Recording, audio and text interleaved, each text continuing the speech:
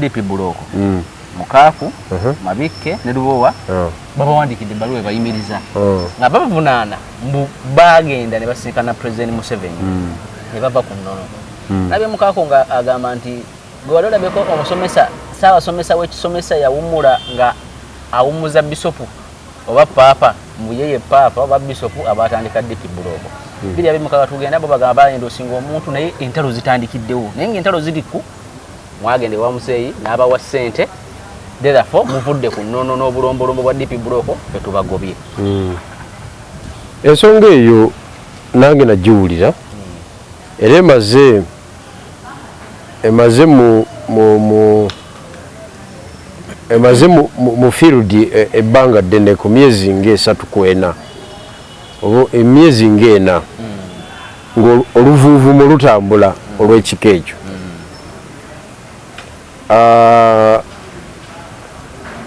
nga kigambibwa nti abakulu abo bakola ki balisivinga era ne breakdown nga weeri nempulira n'okuwulira nti list gye basubmitingayo nange naliko nange naliko kubanga nze nva wali mu Busoga nzije nkubire emundu yange okuyita luli mu luli olukiiko olwotagendamu anti kakati kati bo baali bakola emirimu gyabwe kati nze nzije nduyimiriremu ati accountability sebebe efuluma kati nze Bigirwa Moses level y'okuntundira mu poloting ekiswa nagivaako tebantundanga muti gwa ffene nedda ssebo ekyo eyo level nagivaako so nange nabiwulira bwe mbiwulira nenoonyako abakulu abo kusimu nanoonyako mwami Mukaaku ne mwami Lubowa sitole gye bampa nga ndala kati bo bagamba tebagenda bagamba bafunayo akasente naye tekava wa jjajja ibo bagamba kasitole endala naye bali ba whistleblower nabo balumiriza kakati olwokuba bano babadde bakoliigi nesaagala bigenda kiwanvu nnyo ekyanubamu kyali kimu nditizalegi nti nange erinnya lyange ku lisiti lyakola ki lyaliko nze siina gwe lintumyeko wa jjajja kyovula basaaba banja na Sente nti mumpeeyo kubanga bakikolanga ku lisiti naliko saabatuma era sebo jjajja njagala okutegeeza oba olaba kyeno nti sebo nze siina gwe nalintumye woba waweereza Sente ng'omanyi Bigirwa zinaamutuukako baakufera oliwaddemba okubanja nze nkyaliko olugino wange nkuba mundu yange emundu etokota nze nkuba mundu yange nange Katonda ajja kundamula luwange okitegedde so abakulu aba DP Buloko ne mbamanyi bonna tiimu ya DP Buloko kubanga nze saagiriimu mu kiseera ky'okufoominga DP Buloko ekwatagane ne nuupu biki nze nali ne subjectinga ku people power ng'ebintu bya DP nabikola ki nabiviiremu ddala ekitegeeza bo bagenda okujala DP Buloko eri ewakyagulanyi gwe ngolodo oli mu people power fena twali mu people power nabo naye baayagala okuteekawo ko ku kibeerabeera ekirala okusobola okuzitoya ekintu ekya nuupu kwe kuteekawo ekibeerabeera ekya DP Buloko nti kyegasse ku nuupu jjukira nuupu yatandikawo wabula emyezi ebiri tugende mu nomination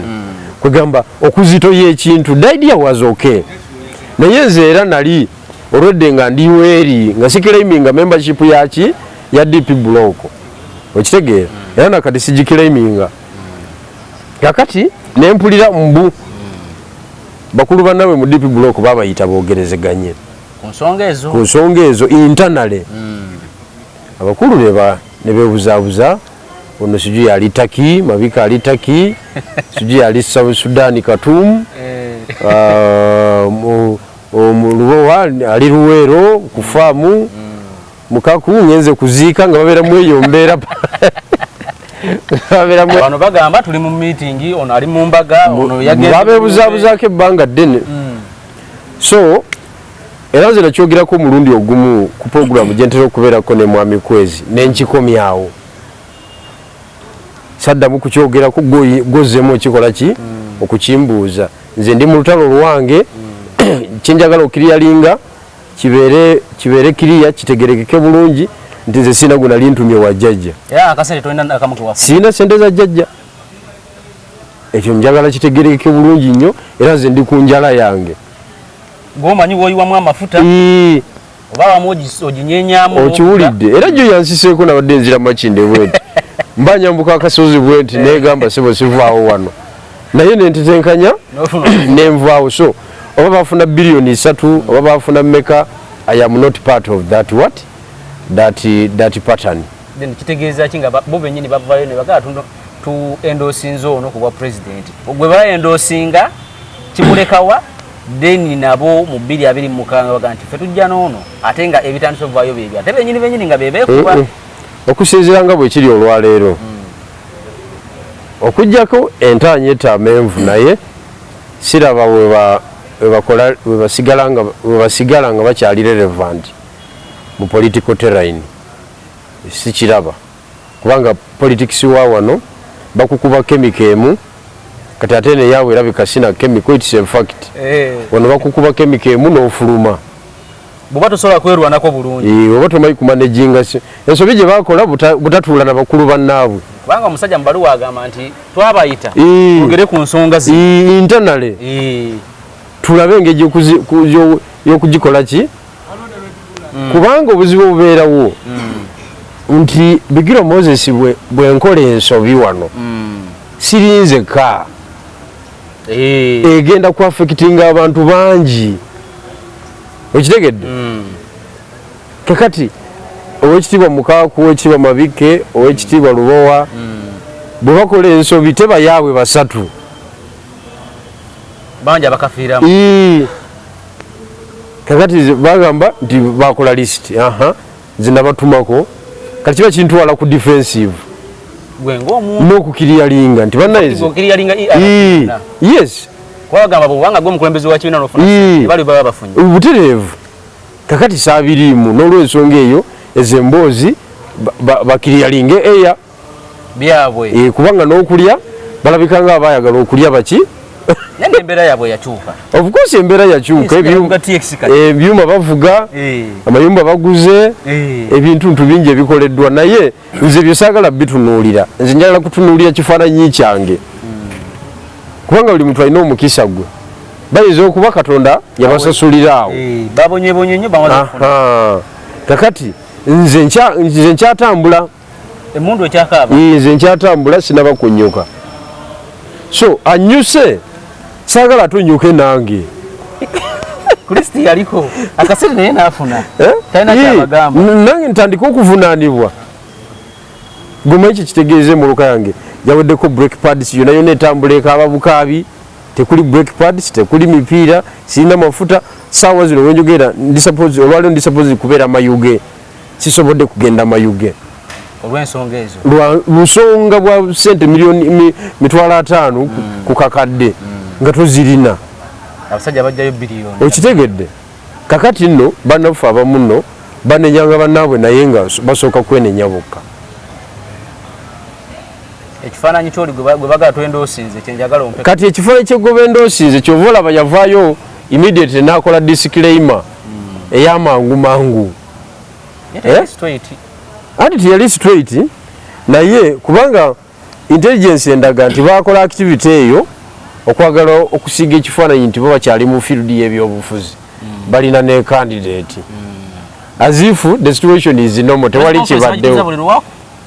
as if tewali kibaddewo okitegedde kakati ekyo kyegini kyenyini ekyo abantu abasinga kye batakkaanya nakyo kubanga kati mwe bagamba nti akamwanyi kabatuukako temuyinza sigala nga mukyali mu komandi yaki y'ebyobufuzi kati baleeta lonchi ya mpuuga kyendowooza ndi yali talina lwedde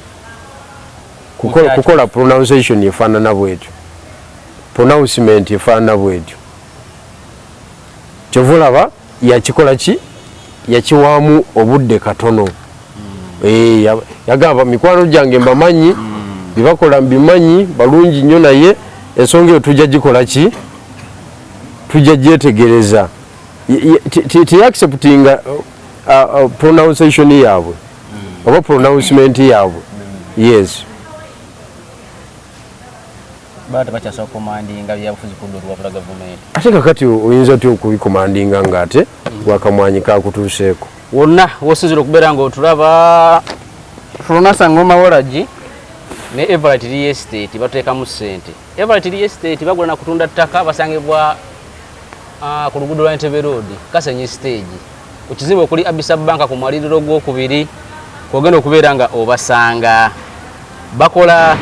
title processing oyina ettaka tolina kyapa basi okikolerako. Letters of administration bazigoberako. Basobola okutundira ekizimbe kyo kyewazimba. Enamba z'essimu kwogenda okubafunira aba Everett Real Estate zezino wammanga. Bakubire ku 0770 37700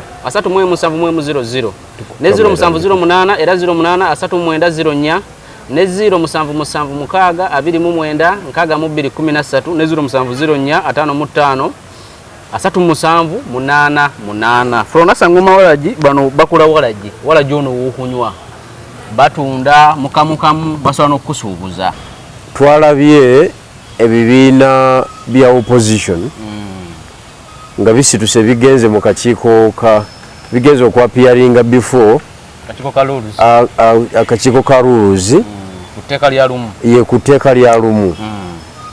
Kyatwewunyisiza nnyo nti ebibiina bya opposition bifunye time okugenda okudefending office ya leader of opposition. Era byagambye democracy baba ANT FDC ndoza na kibiina kyawe ekirala byadde bisatu eggulu. Byonna bigamba nti singa etteeka eryo lijja democracy mu bibiina by'obufuzi abaava oba otondawo office bbiri tebikiriziganya nakyo. Kakati abantu ababadde batudde mu kakiiko ako ab'ebibiina abaami n'abakyala bantu bazibu nnyo bannanfuusi. Bannanfuusi bakimanyidde ddala bulungi nnyo nti ababadde bagenze ab'FDC abakyaliyo aba anti bona bali kibiina kimu. Office gye babadde bagenze okudefendinga ye yabayuzaamu. Yes. Ye yabayuzaamu ne bacyankana ne bakubagana bubi nnyo paka we bagabana muntu n'agenda n'akola akake abaasigayo kati era bavuddemu akabinja akalala bakya defending office yemu. Era ffe tugenda kuwandiikira lumu ngamwe aba ERP tuwe propose ffe teyatuyise because temuli political party naye tuli ba akitam mu field teyatuyise n'akakiiko kayinza obutatuyita naye ffe tugenda kuwandiika ebirowoozo byaffe tubiteeke ku lupapula tubibawe. Eyo office terina mugaso mu byobufuzi bya Uganda. Ffe abali mu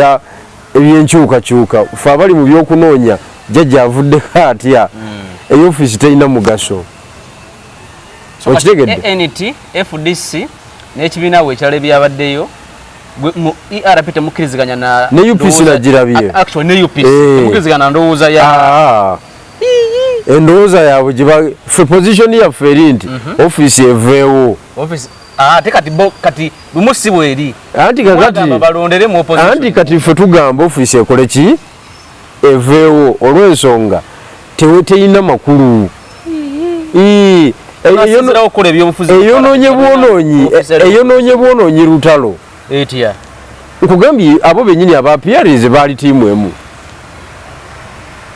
ANT ne FDC bali tiimu because of that office. Kati ate oyinza okuŋŋamba nti egattako eyonoonya bwonoonyi naye abakulu abo nze kyenjagala okubeewuunyaako bagaana batya okutwanukula ku proposal gye twaleeta ku floor ya opposition. Ebbaluwa ze mwawandika tebanaba kutwanukula ne bafuna amaanyi okugenda ba defending office akayamba General Museveni okutambuza. Tulaba nti ne babenefitinga mu nsonga ya Museveni okusinga n'abe-NRM bennyini abateekako ebyambalo bya yero. Ffe twawandiika ekiwandiiko kya miika 3 nga lutematema eggwanga lino nenge gye twalitambuddemu. Ne tukola buli kintu kyonna kye tulowooza nti twaloota nnyo eddagala kitulowooza nti bwe tuli applyinga Mwami Museveni tuba tulina tumutuusiza obeka singe n'okumutwalira ddala tebaagala ekyo kiwa attention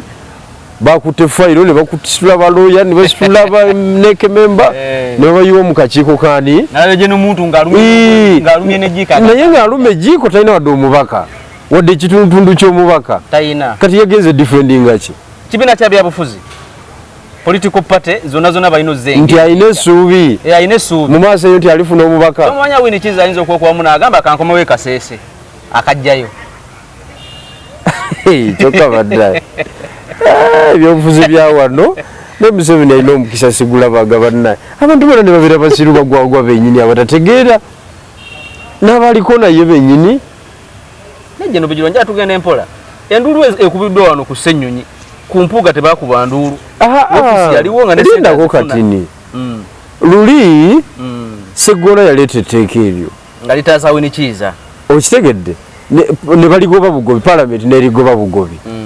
kati olw'okuba ku luno litambula tekitegeeza nti kireetebwangako it is not about Ssenyonyi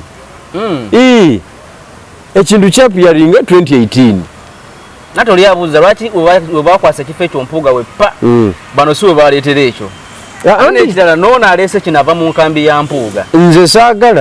nze saagala kugenda mu details z'ekyo ono ali mu nkambi ki ono ali mu nkambi ki nze ndi ku principle the general principle the fundamental principle of the struggle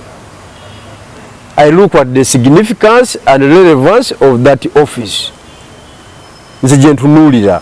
saagala kumanya yongera ku struggle talina kyegattako wadde okuggyako okukendeeza obukendeeza kubanga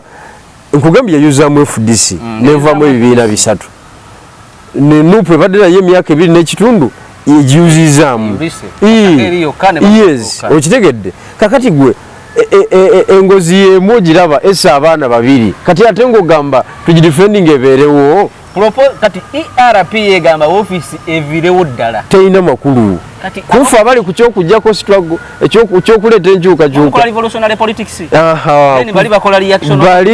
bali mu politics owa tugira tulya jjajja ne bamulekera Katonda bwali munyula weerandi good naye tugira tutambulizaawo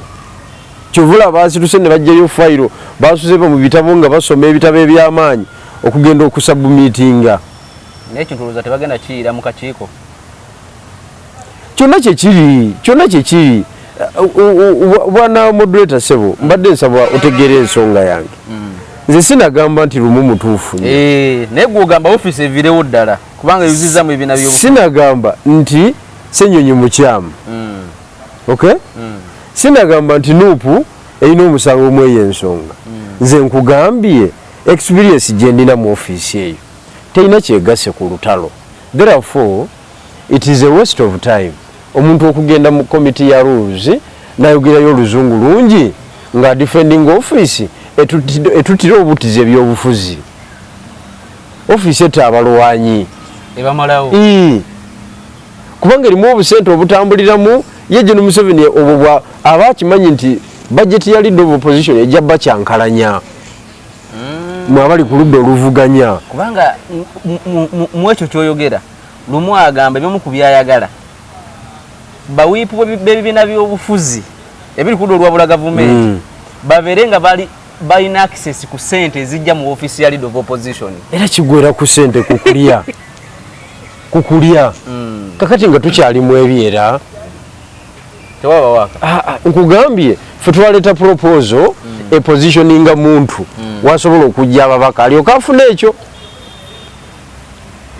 tatuddangamu twapositioninga power wa FDC ne tiimu ye nanalama 5 biki tebatuddangamu twapositioninga Joseph Kabuleta n'abalala buli muntu wasobola okujja ababaka then tusinkane mu parliament eyawamu either nga ffe tukola gavumenti oba nga tukola oludda oluvuganya oluzitowa olw'amaanyi abaludda olwabula gavumenti naye buli mwabere nga ayinako at least ka portion mumanye kyekitegeeza katugambe katubalire ku FDC yokka terina ababaka 32 omu yafa ate ne tasobola kufuna kifo ekyo ina 31 kati bojiwa Bukedi sub-region Erigon sub-region Teso sub-region Sebei sub-region awaliwo ababaka 10 mu bana mwezo region zo awo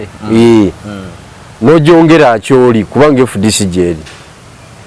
nojongera West Nile kubeera jeri sizo sub-region mukaaga abo boyingide mu babaka 16 n'obugwamu kati FDC out of 163 MPs jitumeko ababaka besobola mutobe mulete ababaka nsanvu kale out of that number muleteke ensanvu baba setuse okuva ku asatu mu omu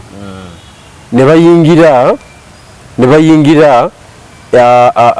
ensanvu plus baba bongede ka bakange ana that is an advancement mu struggle mu method ya mwenga yes. mu Western Uganda jirutaina buwagizi for abadde mu traditional opposition okay jero mugisha muntu ankole Dr. Besigye ne PPF yes freedom yes PFF that is Kigezi and Kasese that is sub-region yo bajita Rwezururu okiwulidde waliwo ababaka bayitirivu nnyo abali awo muntu nibwaleeta bataano abafunye wakati ali ku zero bataano abafunye era newunya n'okwewunya obudde bwe yamaze okugendamu ebyo ebintu naye wamulabe mu njogera gye yabadde ayogeramu agamba democracy mu muntu yabadde agamba democracy mu bibiina by'obufuzi bw'ogamba nti ekibiina ky'ebyobufuzi oba ebibiina by'obufuzi bironde rope oba omugjewo ku kitebe n'okuliyetinga power center endala enaleeta obuzibu ennyo mu kufuga bannabyabufuzi bano okuba leader of opposition so gw'obadde ogamba nti bwafunayo bataano kakati akayanira ki ekitaliiwo ne mu myaka 10 mu maaso ekibiina kya anti tekiyinza kubeera n'ababaka bakola ludda luvuganya ne mu myaka 10 mu maaso nga erimu fitina si fitina it's a reality myaka 10 mu maaso ne mu myaka 10 mu maaso tasobola kufuna babaka 5 akole ludda luvuganya okusinza ku byobufuzi bya Uganda nga ebitambula kati ateekera ki ekitaliwo kyatalinamu so it was just a waste of time nze kyendowooza kiri kimu basebo ne banyaba abakulira ebibiina by'obufuzi muve mu muzannyo mujje twogere ku nsonga zino tulabe ababaka tufunye tutya ababaka abayitirivu ennyo mu paalamenti tetugenda kubafuna nga buli kibiina kikola byakyo tekisoboka buli omu ali ku bibye tekisoboka anti kati General Bigirwa kyoyogerako kati abasajja ndowooza olaba batazi kwepositioninga gye badde bamuzaala nga laba tagisobola kuwangula naga kati njagala wano yeetaaga kifo ngani nga wayiso akugamba agenda kawempe tagenda kukoma we wamwe bisoga kakati omuntu type bwetyo golowooza ye kyabamu kyekyo kye mwagala mmwe aba ER kakati sibalina kumanya ekisooka ekigambo ekyo nkiwulidde ku social media nga kitambula awali omukati wabula naye sinamuwulira ng'akyogera ye nga ye naye wekiba nga kituufu then olutalo tewali abatugoberera n'abawagizi baffe njagala mukimanye nti olutalo lutwala jjajja waba tewali lwa nsonga nti mu revolutionary politics wowambye nosimbawo ne flaga neyewanika okay onywezaawo obunyweza no advancinga owambe wotanaba kukola ki kuwamba mu politics ajjako zi gavumenti naddala ow'amagye wetukuba barracks eya opponent netugizesebula netugiwamba nedda mu teritore yaffe ate tuyinza kayanira ani anagikomandinga eyo ebezze mu teritore zaffe netwadvancinga netulumba omulabe netumusesebula awalala eyalibadde ekola entuufu so sikayanira ani yali komandize balakisi eno gye tuwambye anti bana enkana gye bakana waliwo olweda yabalina balakisi yawambibwa ye nga ali mu kulya agana anti kati nange awo neetaaga anti kakati kyenjala okutegeeza obuzibu buviira ddala ku mukulembeze waggulu omukulembeze wa opposition yaliko kati yatasobodde kukozesa abantu bano abayitamu n'abatayitamu njagala okutegeeza nti bwe twava mu kalulu ka 2021 twakola retweet ejjinji eyo twamalayo ennaku nga 3 ng'NUP ne twogera ku nsonga nnyingi naye ensonga gye twakkanyako esinga obukulu endala zaali administrative nti bannaffe abayiseemu palamenti ne local government tulina okukozesa ebifo ebyo ng'amadaala okusobola okwadvancingisa struggle okitegedde sikozesa bifo ebyo kwekusa nakukola byaffe ekyavayo kyali ki andi kakati gwe nga leader gw'olina okukola ki gw'olina okumakinga sure nti abantu obapositioninga bulungi obabeerako togabula balwanyi abagabulwanyi obagabulira ku bwereere allegation bwe zibeerawo nga tezinabeera proven okiwulidde soka oziyingiremu n'okola analysis nti bwe nzasanguza zinkosa kyenkana ki bwe nzisirikira zinkosa kyenkana ki kugamba ebyo byonna byonna olina obikolako analysis such that olemu kusiiga kifaananyi mu public nti n'abopposition bali mu kulya buli abanafu b'emitima tebaggwayo ne mu opposition bajjudde abanafu b'emitima tebaggwayo so bw'oleeta debate nga ya 5 yazirya public yo kyetwala nti bano bali mu kulya ssente tewaliwo kirala oba tukubye oli mufulumya ekibiina public trust ffenna abalwanyi tewaba awangula mu olwo olutalo libanga lyate libbira tewaba awangula mu olwo olutalo gwalowoozeza nti munno omufulumiza ne gw'ofulumiza tewaba muwanguzi ekyo nkubuulira amazima kubanga nti tuluzinga public trust ffenna ojja kgenda okuba olukiiko mu bataka bajja kugamba namwe kati Bigirwa otugamba kimwe namwe bamu olaba gundi yalya olaba gundi yalya kati fena oba otusubjectinzeeyo okitegedde so mweyo embeera twetaaga obwegendereza obw'amaanyi nga tuli mu struggle wetaaga analysis ey'amaanyi wetaaga self control ey'amaanyi okujjayo ekituufu so abantu olaba nga badduka mu territory eziri hard nga bajja mu territory eziri fertile ng'ekawempe south kitegeeza nti waliwo kikoleddwa eri ekibiina tewaliwo kizimbiddwe mu myaka emeka kubanga zabanupu nabagamba nti politics si wa buli omu tomala galeeta bantu bagenyi okwesibawo mu bifo nobakwasa komandi erina okubeeramu abantu nga bali tested my friend nga wayiseeko mu buwonvu ne mu buko nolyoka omuwa komandi kakati muganda wange wayiswa nze simulinaako tabu waba abaze bwatyo okiwulidde waba abaze bwatyo kuba ekyo ekibalo kimuyingiza palamenti ye ng'omuntu abenefitinga naye olutalo luba terukoze eki teruna kyerweyongeddeko abamu tebaagala otegeera nti bonnabonna emu ya lutalo andi kakati nze kyekugamba kiri kimu eri gye mwagendamu kuggwe ku analysis wo nga Geno Bigirwa wa ERP n'okutuuka olwaleero bano bakozesa ebifo byabwe okuga struggle wali ku twatuuka n'okugamba nti tulinayo abantu baffe ababbibwa obubbibwa nga Bigirwa Moses nga Mase Walukamba babba mubbe ku last nga Farida n'abatanzi yo tebamubba yo bakamukuba nakwedde waluvanyuma yali by election nga Rita Martha Mayuge twalinamu abantu nga babbiddwa bubbibwa nti tufuneyo ababaka babiri bekwata omuntu ogwo katugambe nti Bigirwa Moses tumukwasiza Muwanga Kivumbi ne Nkunyingi Muwadda making sure nti Bigirwa Moses buli week abamu n'emitwalo aga buli week abamu n'emitwalo aga oba muzimuwadde Monday oba muzimuwadde Sunday oba Lwakubiri naye ng'ataano agakola ki agayina mu nsawo agayina asobole okumaintaininga constituency ng'eri live ng'abeerayo mu constituency ekyo nakyo kiwalo kya byabufuzi kirungi ate nga tugenda yiga ebyobufuzi owaye ate oyinza ogenda mu constituency nga tolinamu ssente bakuyise mu kuziika kati ate onootuukayo otya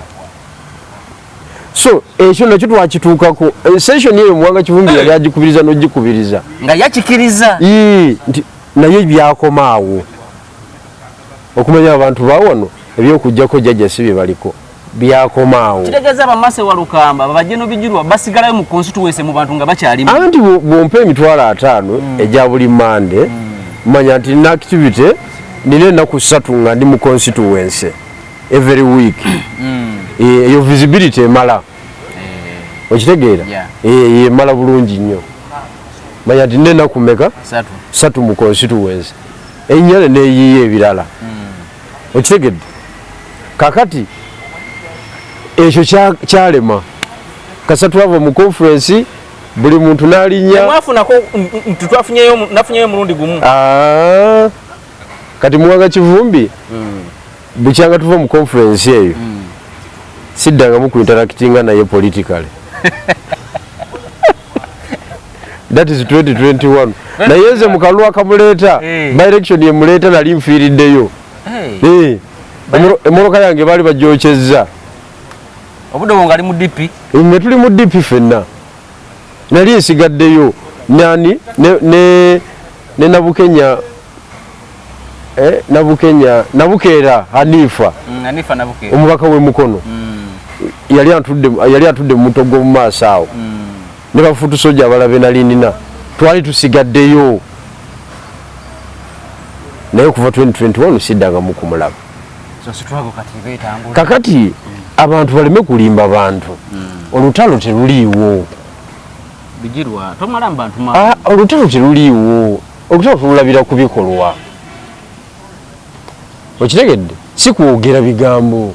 na strategy si gy'oleese ate omusajja agamba fuluma wabweru n'agenda ne bafreezing account z'abano ne bakola kino ne sente ne anti kakati kyenjagala okutegeeza wabweru waliwo mobilized that is good naye bani ababinula omuzannyo tugubinulira wano fe abali ku ground kiggwera wano oba oyagala oba toyagala tewaliwo mu America agenda kujja wano tekisoboka tekisoboka kaaba Omungereza kaaba Omufaransa so kati buli omu ali ku lulwe ayafuna akafooka abantu badduka teritori engumu bayingira enyangu yangu lwansonga nti bakizudde nti Museveni tasoboka eyo sayini katugambe nti waiswa bwagamba sigenda kudda Busoga kangende Kawempe nfuneyo akafooka ngakomba ka parliament omwana wange agendeko mu international school embeera yange ekyo kitegeeza nti Museveni tasoboka ekyokubiri kitegeeze niyo pi mu Busoga teriiyo kubanga oli mwogezi wa kibiina eggwanga lyonna abaaliraba okitegedde intelligence afunira ddala okuba yes eggwanga lyonna abaaliraba kakati mu kilomita 5 okuva e Kampala woba odduseewo kubanga constituency w'ensoma yesimba yeeyo yennyini nga wakasala olutindo immediately nga wakasala olutindo gyogwamu yeyetwala awo that is Jinja West South West okitegedde kati kitegeeza nti kati soosala olutindo bwe pa ebya nuupu ng'emboozi ogikomyawo that is the implication okitegedde kakati gwalinze Museveni ogenda mutwala otya nga abagaziya olutalo tebaliiwo kati aweeba amagezi ku kitebe ne bannakitebe abasinga Bigirwa olowooza mu Busoga togenda sigalamu wekka wa ERP azanye mu byobufuzi nze ne bwesigalayo nzekka nze abantu nje kubamba wangudde nga mbabuulidde amazima bozi nababuulira amazima ne mbabuulira struggle tugigaziya tutya nze gwolaba nali w'amaanyi e Kampala tuluuza ti nze ndi wakyalo nze nakulira Makindi awo ebyobufuzi bye Makindi nga ffe tubitambuza mu 2009 nenvaawo nengenda nenesimba mu by-election e Buyende nengaziyo olutalo e Buyende eri wansi kuleka ekyoga kitegezo bakwagala bubaka bwa parliament Makindi singa nabuwangula dda singa nali ku bya bifo singa naluwangula dda naye nagumira mu kyalo nenesimba e Buyende emirundi eki nemwe ekyo kitegeeza okutwala DP e Buyende nga yali yakoma okubeerayo mu kinaana gumanyi omutima gwoba olina ate banna e Kampala ne balukulekamu olutalo n'olwana wekka nga tewaliwo ayinza kujja kukubira mu kikopo omanyi kyo kitegeeza okitegedde abantu bonna baagala tubeere wano kakati nze muganda wange Waiswa muyozaayoza okubala yabaze bulungi nnyo kubanga wali tewaliwo chansi za kufunawo mubaka wa Nuupu nga bwendaba bitambula kati kizibu sijja kulimba kizibumu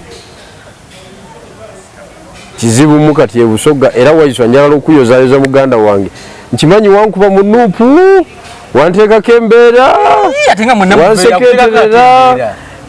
meeting wazituuza buli kintu kyonna wakikola ekinemesa Nuupu nenjireka naye nze nkwagaliza okitegedde owange gwenva naye mukyalo kubanga te mbadde manyi yandibadde ng'agamba nti kati ono Bigirwa weewaffe waka tulina okuzanya naye ebyobufuzi njagala okuti n'ekitebe tubeere nga tulinako position ez'amaanyi ekyo bwotyo bwokirowooza naye nze mu meeting ginasembayo okubeeramu naye yatuuka n'okukola statement n'agamba bwenfanga nga mu meeting anaye mwoli butereevu nga Waiswa yabyogera bwenfanga Bigirwa Moses tolinnyanga ku mulambo gwange ng'ate kati obusungu nga bwaki okiwulidde kuze nze namusonyiwa muro obusungu yabujjawa naye that is the Basoga people. That is how we behave. Ngarutuuse e Kampala. Bazi bangamba ekiro sawa 5 tosobola kufuna bus evayo. That is how we twine ebizibu ebi. Village excitement. Urban situation. Na rivalism. Okumanya nti watuuka. Ebyo bitawanyiza Busoga n'abali mu NRM bibakubi. Buli atuuka e Kampala ng'avudde Busoga n'atulako n'Ekyagulanyi bw'ati. Kati ye alaba nga gwe omuleese tolina mugaso. Oli wa Bigeri ate tolina mugaso. Okiwulidde? Kakati n'atandikira awo okukola enkwe. Awo wennyini. Arrivalism ne village excitement. Ne mwenaremu bwe kibadde abantu bonna Kadaga byasembeza ku lujulire wa jjajja nga tebaagala mu bakole ki avuewo bo babeerewo bakuba yafuna omukisa nti yali azimbye amaanyi nga munywevu nga alina obusobozi obubafulumya. Kakati nze abantu bonna be naleeta nali sinafuna busobozi bubafulumye w'omukulu ate bagwa ku mukulu nga ye talina psychology w'abantu. Tayinza kumanya nti ono njala yemwogeza, ono butamanya, ono fitina, ono tutayinza kunsuuza oli gyenvudde nayo. Kati General Museveni omulaba alina abantu butasobola musuuza bana Lweiswa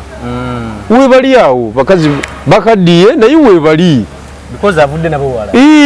kati ng'ojja kuleeta sitolezo sitole okubana Lweiswa kemiko waliyo Siraje yangamba nti olaba ne Sejusa we yali akomawo yamuwa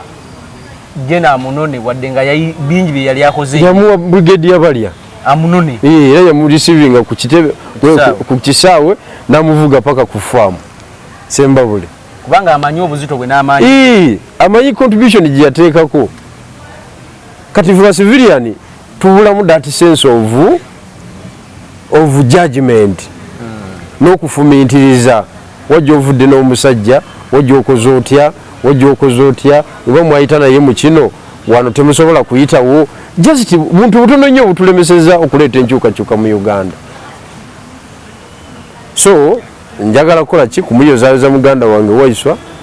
mwagaliza obuwanguzi nsaba ffenna Mungu atuyambe tusinkane mu palamenti nga nze ndi mu parliamentary advocacy ya Busoga nga yali mu ya Buganda kati atese ensonga za Buganda era zagenda okuteesezaamu nga biba bizibuwadde bijiwa ate bitya ate banyeko tebaliyo ye wamma twadde no tunyago enjogerako naye namugamba naye Buganda kokase nafaanana etya kisanje ekijja nabanyeko kati waliwo ayagala okujjema kindi eyo bemba ndoza avamba ale musiri David ate bagenda okuwa flag abo batule mu kokasi ya Buganda batese ensonga za Buganda batese ku nnono n'obulombolombo n'ensonga semasonga etaano gajibawa yekyagulanye butereevu kati institution zonna zirina okusituka kyovola baffe Busoga mbeera nkuba enduulu buli dakika nga njagala obwakya bazinga busituke buparticipatinge mu decision making naddala ababaka bakube tooki ey'amaanyi nti mu butuufu constituency eno ekiikirirwe gundi ekiba kyetaaga okumuyambako wano ne wali ayambibweko kubanga yajja okugusa ensonga zaffe mulwanyi Buganda emaze wano ebbanga lyonna ngiprotectinga baseggona abo wabula kitu bannamboozi era ng'ebibokisi by'esente bitambula ne bibatuukako okuva ew'omutanda emundu neevuga kubanga bamanyi ensonga za Buganda ensonga semasonga tebekkiriranya ku ekyo okitegedde olina Wayiso olina nnyoko mu Buganda ko kase ensonga ya Buganda jajjogera nze bye simanyi kuba sijja kubeera paati simanyi naye nze nga bwe ndaba nti bajja kubeera bammemba mu kokasi ezo nga bwe bayita Buganda kokasi bagenda eri bayita Busoga kokasi ate Anifa Kawoya tebatuulayo ina mukwano gwange wena Kasongole eyo Enoka atuulayo naye bulungi nnyo waliwo bano bannankanyi bano bakatabazi ba Japan katabazi nze mbadde ye Katongole